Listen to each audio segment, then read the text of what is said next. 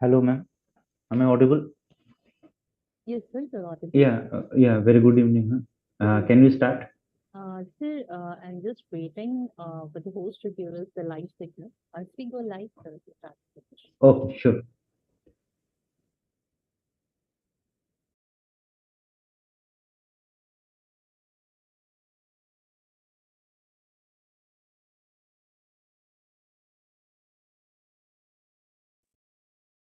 Yes, sir, we are live now. So good morning, good afternoon, and good evening, everyone. I'm your host, Dr. Anjan Kurushi, and I welcome you all for Beyond Education, inspiring stories to inspire the world, being organized by IDY Group of Companies. Today we have with us our guest speaker, Dr. Deepashri Das from Orissa. I welcome you, sir, for the show. Very good evening to all the members over the panel here, all the audiences. I am Dr. Devashrit Das, currently working as Assistant Professor, Senior Grade in the School of Computer Science and Engineering Excuse at. me, sir, switch on your camera. Okay, yeah. So I am Dr. Devashrit Das. I am currently working as assistant professor in the School of Computer Science and Engineering at Vellore Institute of Technology, one of the premier organizations in India with NRF ranking 9. Uh, and the world also recognizes this university. It has a world ranking of around 360. I am glad to work as a faculty in such a good organization. As far as my background is concerned, I have done my BTech in information technology and I graduated in 2005 from Biju Patnaik University of Technology. Then I started my teaching career in 2006 in ITR itself. And then in 2009, I passed my MTech degree, Masters in Computer Science and Engineering from IIIT Bhubaneswar. And then in 2020, I completed my PhD from one of the government universities in Odisha, that is Veera Surendra Sai University of Technology. As far as my family background is concerned, my father is currently serving as Vice Chancellor in Central University of Jharkhand, India. I belong to a family of teachers. My mom is also a retired teacher, school teacher. So I inspired from my father and mother to become a faculty. So teaching is my passion, and I love teaching. So that's all about my background. So that's very interesting to know that. And yeah, well, let me just tell you that before, yes, we have some more to know from you. But before that, let me just tell you something about IDYM and also the show. The IDYM, this is Igniting Dreams of Young Minds Foundation, which is actually working at the grassroots level to educate the students about the concepts like satellites and space.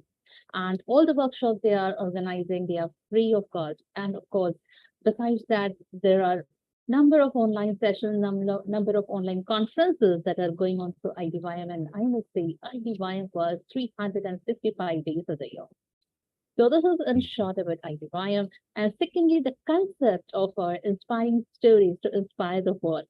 Because we all know that the importance of inspirational stories is enormous in our life, as we all Okay. need a motivational force to keep our hopes alive and increase our productivity. This Well helps to done. improve value systems and we tend to become grounded. So this is a small concept. And yes, so one more thing, let me just add, our show Beyond Education, it has crossed already 100 episodes. Uh, Oh, congratulations. yeah, it has already crossed 100 episodes, and we have speakers from like different professions and also from different countries as well. So we are Okay. glad to have you, sir. So, like, Thank you. yes, yeah. You just told about yes already. Like, actually, this is always the first question that I ask to all the speakers, just to know about their speakers, and you already answered it. So, sir, yes. Now, I would like to know, like, yes, you have mentioned about your research interest, Yes, and we are all the current technologies that we are using: cloud computing, fog computing, and machine learning. So, exactly. coincidentally, those are also the areas which I am also working. So, sir, I Yes. would just like to know about this cloud computing, fog computing, and machine learning. Okay, so basically, I also guide the students in the field of Internet of Things. The BTech students are also doing projects under me in the field of IoT. this IoT. And my PhD work is on grid computing, that is a form of distributed computing. So, fog computing, cloud computing, all these comes under distributed computing. Although grid is now obsolete, people are moving towards the edge computing, cloud computing, and fog computing. Why? Because of the computations that are not done on the edge devices only. So, and all the computations, all the loads cannot be given on the cloud. So, most of the computations are shared among the fog nodes and the cloud nodes. So, fog is a layer in between the cloud and the edge devices, just like the fog that appears in between the earth and the sky. So, exactly that concept. So, I was motivated to include this machine learning, AI, and IoT in the fields of cloud computing and distributed systems. So, that is my research area. Yeah, that's really interesting. And however, when you're working in IoT, it is not possible to go only with IoT. We have to use the Yes, cloud, especially because there is a lot of data that yes, is being. we have to merge two or three fields. Okay. Yes, sir. Because you're working with IoT, so one more question. What are some of the challenges that are faced when you are working with IoT? Yeah, the main challenge is concerned over the security, the privacy, data theft when we are uploading the data from the IoT devices to the cloud server. At that time, the data theft may happen, information may be lost. If the server is down or if the server crashes, all the information is lost.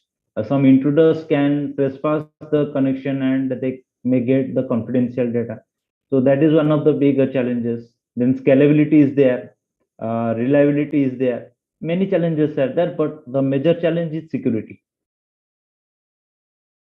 Yes, the security is one of the major challenges of IoT Yes, because they're using the internet to control.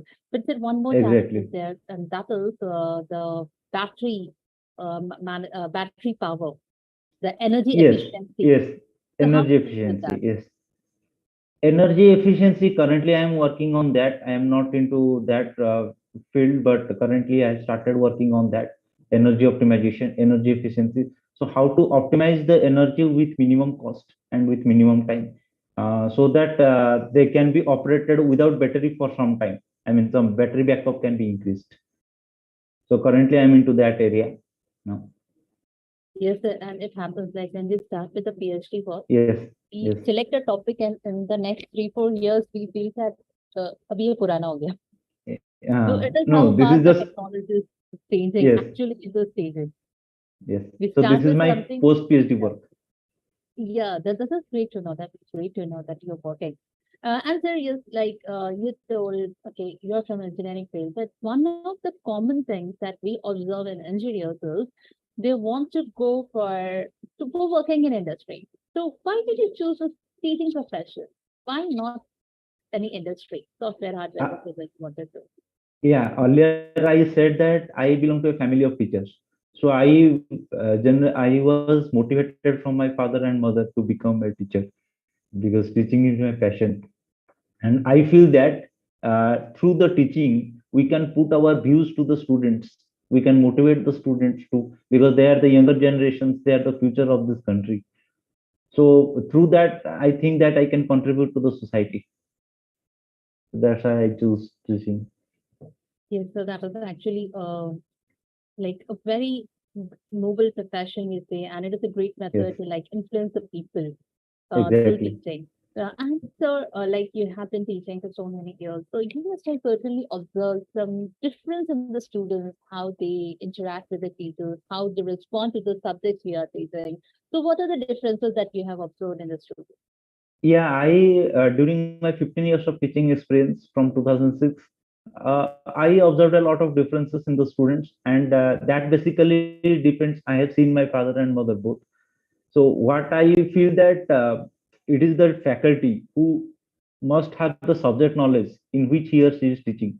Without the subject knowledge, if you are entering the class, you cannot interact with the students, you cannot clear their doubts.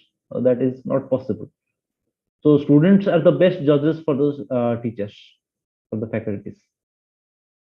Yeah, that's it. Yes, the students are the best judges, of course. And so nowadays we are also encouraging for entrepreneurship and innovations. In fact, because Yes, you are also from an engineering background, so you must be knowing we are encouraging the self-like Institute Innovation Council and National Innovation and Startup Policy. So yes. how much are these skills beneficial, especially for the engineering students?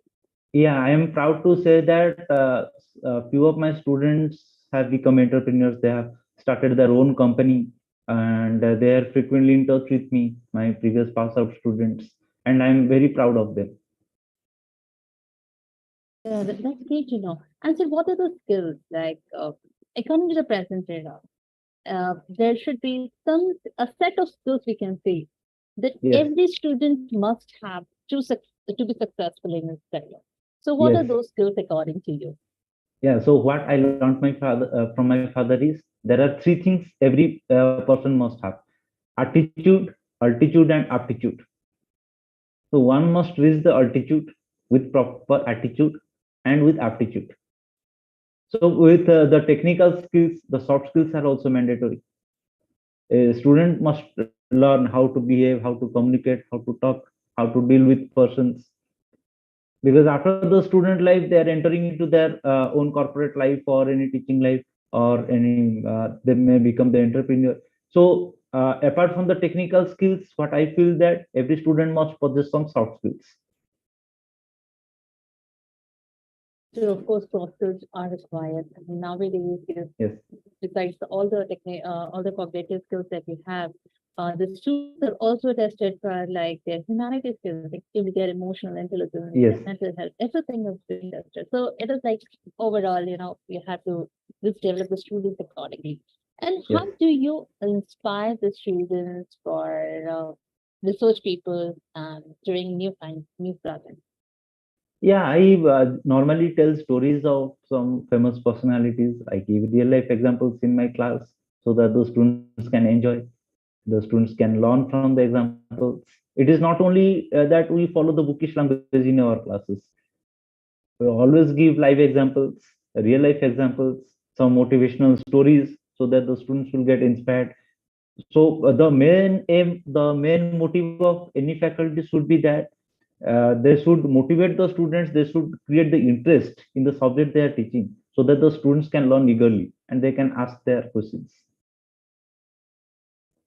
Of course, and then we actually have to tell them always about this. Yes, And so one more question, like I would just like to know, like just you have mentioned some of your achievements, but according to you, what is your biggest achievement? my biggest achievement as of now in my teaching career, I enjoy teaching because I think that I am able to put my views to the students. I am inspiring the students. Some of the students have started the startup companies, software companies. They are still in touch with me. They take my suggestions, so I feel proud of them. And I constantly try to improve myself. Today, what am I? Tomorrow, what am I? What extra skills I have gained? Because teaching and learning, it is a continuous process. If we don't learn, we cannot teach. So in order to be a good teacher, good researcher, we must constantly learn. We must constantly gain knowledge. Yes, sir. Actually, being in a teaching profession, we have to be Yes, constant learners, continuous learners, we can say. We have to yes, continuously keep on updating ourselves. yes, And sir, yes, because somewhere you said you are inspired by your parents to become teachers, and most of the time to be our parents are our role models also. So nextly, I would like to know about your role model, and of course, there must have been your mentors or your supporters who must have supported you in your good and bad times, I can say. So who are yes. all those people behind your success? Yeah. So behind my success, I attribute to my parents, my father and mother, and some of the teachers who are already expired. So they are my mentors. But my parents are my best mentors. Yeah, of course, sir. But any other people like who must have supported you to like Yeah, my research guides, my research network, my colleagues are there. They are not exactly my mentors, but they are my research colleagues. So I do collaborative research with them. Yes, sir. Actually, even they are like, especially when you're at PhD, you require their help also because like they do, Yes, they're actually of great help when we are into that field. yes. And is there any kind of difficulties that we have faced in your career? Uh, Yeah, difficulties when I started research, there was no one to guide me. So slowly, I learned one of my colleague was there. So he indeed helped me to do my research work. And now what am I attribute to my parents and my research colleague. So he actually taught me how to do research. So currently I am able to guide almost 100 or 200 students for this project work, I mean research work. Yeah, yeah, that's great actually that you are guiding people. And like you Yes, were talking about, like you faced difficulties when you started with it. And yes, it was all there. Like you just said, you finished in 2020. You should have started even okay. earlier. And that Yes. time IoT was not so like now No, nowadays no, no. everyone knows it. And at Yes, that time, even finding good base people was also difficult. Like you must have started. exactly. Yes. So Right. as a technical person, as an engineer, we are into this software field. I mean, this information technology and computer science in engineering, and every moment it upgrades. So we also we are trying to upgrade itself with the technology. Because if we don't have the updated knowledge, we cannot tell the students. We cannot motivate the students. So we have to also upgrade with the technology. Yes, of course. We too need to upgrade because the technology is changing very Yes, fast it is changing. But our syllabus yes, is not changing so fast. But we have to change exactly. accordingly because we have to tell the students what all the latest are going on. Because nowadays, when the students go for internships and all, we have to tell them, okay, this is the latest thing, and you have to learn this now because if you want to get placed or if you want to go for something, any Yes, obviously. we have Obviously, there are many more programming languages which one yeah should learn, and these skills like blockchain, data science, yes. data analytics, IoT, so that they can become design engineers, or the students can enter into the R&D sector apart from the software field. Yes, of course. And sir, some more, just one thing more. Like being an engineer, you are an educator, but it is said that nowadays intellectual brains are not entering the education. What do you feel about? No, What do you feel about? no. This is actually completely a rumor. This is absolutely wrong. I feel in VIT where I am currently serving, the students are really very good. Next to IITs or NITs, the students opt to study here, and they do very good research and publish in very good journals. So I see a lot of students here, and most of the students are interested in doing the masters. Some of my pass out students have also gone for masters in reputed universities like Cambridge and Oxford, MITs, Birmingham University. Yeah, that's really great. And sir, like according to the present scenario, what would you advise your students for a job or for entrepreneurship? I would like to advise the students that if you want to become a good human first, then apart from the technical skills, you upgrade constantly yourself with the soft skills and all the technical skills. Uh, you always follow the industry standards, what the industry wants, what the industry demands. So upgrade yourself with that.